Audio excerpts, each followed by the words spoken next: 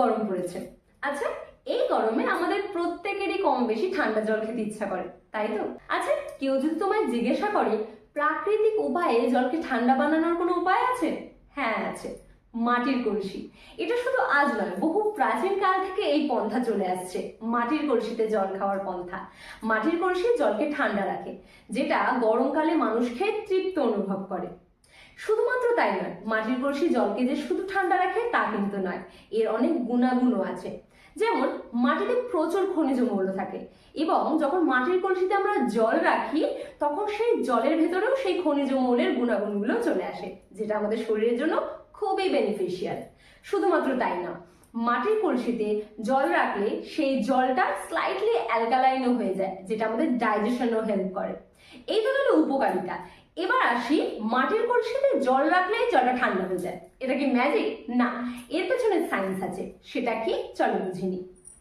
আমরা জানি মাটিতে অনেক ছিদ্র থাকে, ঠিক তেমন এই মাটির কলসির গায়েও অসংখ্য ছোট ছোট ছিদ্র থাকে, যেমনটা আমি এই ছবিতে এঁকেছি।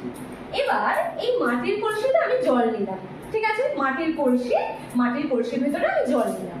এইবার যেহেতু এই মাটির কলসির গায়ে অসংখ্য ছোট ছোট ছিদ্র থাকে, এই মাটির ভেতরে মানে কলসির ভেতরে এই জল চুইয়ে চুইয়ে কি হয়, এই কলসির দেয়ালে ঢুকে যায়।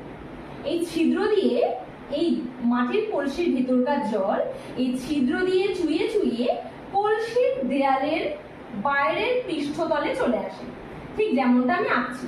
এই জলটা চুইয়ে চুইয়ে কি হয়, জলটা চুইয়ে চুইয়ে জমা হয়। এবার এই যে মাটির কলসির জলটা চুইয়ে চুইয়ে এই কলসির দেয়ালে চলে আসছে, এইবার কি হয়, এই যে জলবিন্দুগুলি, এই বিন্দুগুলো কি করে, তার চারিপাশের পরিবেশ থেকে, কি বললাম, এই জলবিন্দুগুলি তার চারিপাশের পরিবেশ থেকে তাপমাত্রা শোষণ করে কি করে, বাষ্পীভূত হয়ে যায়। কি হয়, বাষ্পীভূত হয়ে বাতাসে মিশে যায়। আমরা জানি জলকে তাপ দিলে জল বাষ্পীভূত হয়ে ওপরে উঠে যায়, মানে জলকে আমরা যদি তাপ দিই জল গ্যাসে পরিণত হয় এবং বাষ্পীভূত হয়ে ওপরে উঠে যায়। ঠিক তেমন এই যে জলকণাগুলি তার চারিপাশের পরিবেশ থেকে তাপ শুষে নিয়ে মেইনলি এই কলসির ভেতরে, এই কলসের ভেতরে যে জলটা রয়েছে, এই জলের থেকে তাপমাত্রা নিয়ে এই জলবিন্দুগুলি বাষ্পীভূত হয়ে বাতাসে মিশে যাচ্ছে। তার ফলে কি হচ্ছে, এই যে কলসির দেয়ালের প্রত্যেকটা এই জলবিন্দুগুলি যখন মাটির কলসির জলের থেকে তাপমাত্রা শুষে নিয়ে বাষ্পীভূত হয়ে ওপরে উঠে যাচ্ছে, তখন এই কলসির ভেতরে জলটা তাপ হারাচ্ছে, তাই তো?